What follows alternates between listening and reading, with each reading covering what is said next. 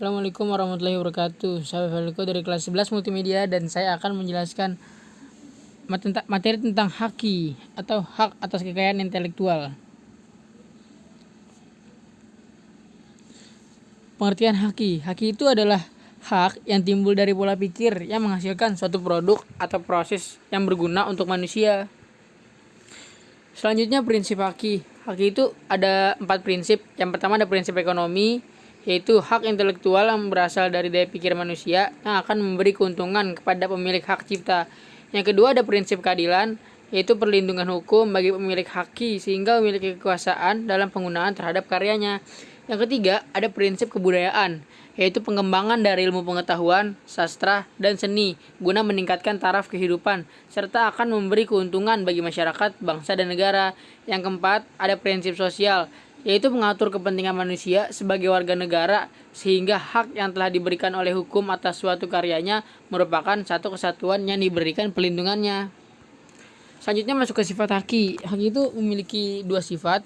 Sifat yang pertama ada haki itu mempunyai jangka waktu tertentu atau terbatas ya. Terus sifat yang kedua eksklusif dan mutlak. Selanjutnya kita masuk ke teori haki. Haki sendiri mempunyai 3 teori. Yang pertama teori reward. Isinya, bila seorang individu kreatif akan diberikan sebuah intensif, hal tersebut akan merangsang individu lain untuk berkreasi. Teori yang kedua ada teori recovery, yaitu penemu yang menghasilkan penemuan dengan mengeluarkan tenaga, waktu, dan biaya harus diberi kesempatan untuk meraih kembali apa yang ia keluarkan tersebut.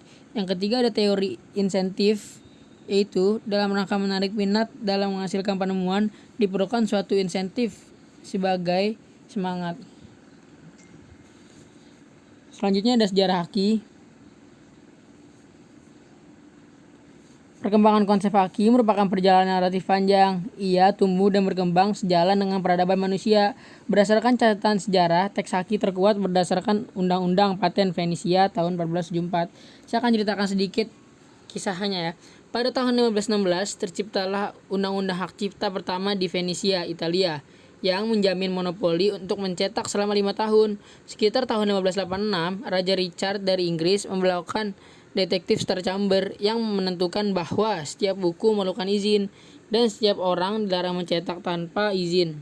Kemudian, pada tahun 1910 mulai berlaku Undang-Undang Paten di Indonesia yang kemudian diikuti Undang-Undang Merek dan Undang-Undang Hak Cipta di tahun 1912.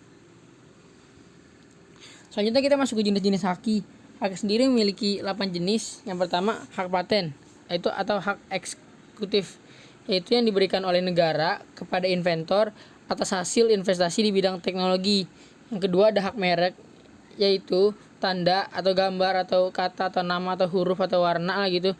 Itu kombinasi dari unsur-unsur tersebut memiliki pembeda dan digunakan dalam kegiatan perdagangan dan jasa. Yang ketiga ada desain industri, yaitu adalah kreasi bentuk, komposisi, garis, atau warna. Itu dari unsur-unsur tersebut tuh bisa menghasilkan satu produk gitu intinya. Yang keempat ada desain tata letak, sirkuit terpadu, yaitu kreasi rancangan 3 dimensi dari berbagai elemen. Sekurang-kurangnya satu dari elemen tersebut dapat dijadikan elemen aktif, adalah elemen aktif. Yang kelima ada indikasi geografis, yaitu yang menunjukkan arah daerah asal suatu barang yang menjadi ciri khas barang tersebut. Yang keenam ada relasi Digon, yaitu sebuah info yang tidak diketahui oleh publik. Yang ketujuh ada pelindungan varietas tanaman. Yang ke-8 ada hak cipta, hak eksklusi pencipta yang timbul otomatis. Selanjutnya kita masuk ke undang-undang haki. Haki sendiri memiliki 7 undang-undang. Yang pertama ada Undang-Undang Nomor 7 Tahun 1799, yaitu tentang pengesahan Agreement Establishing di WTO. Yang kedua ada Undang-Undang Nomor 12 Tahun 1997, yaitu tentang hak cipta. Yang ketiga ada Undang-Undang Nomor 14 Tahun 1997, yaitu tentang hak merek. Yang keempat ada Undang-Undang Nomor 15 Tahun 1997, yaitu tentang Paris Convention for the Eradication of Industrial. Yang kelima ada Undang-Undang Nomor 17 Tahun 1997, yaitu tentang Trade Law Treaty. Yang keenam ada Undang-Undang Nomor 18 Tahun 1997, yaitu tentang BRD Convention for the Protection of Literally. Yang ketujuh ada Undang-Undang Nomor 19 Tahun 1997, yaitu tentang WIPO Copyright Treaty. Selanjutnya jika ada yang bertanya, haki itu dapat didaftarin diajukan kemana sih? Di sini tuh ada 3 tempat yang bisa dibuat ajukan pendaftaran HKI. Pertama ada kantor DJKI, yang kedua kantor wilayah Kemenkumpan, yang ketiga ada kuasa hukum konsultan HKI. Ya sekian video dari saya, kalau yang kurang bisa tolong ditambahkan. Assalamualaikum warahmatullahi wabarakatuh.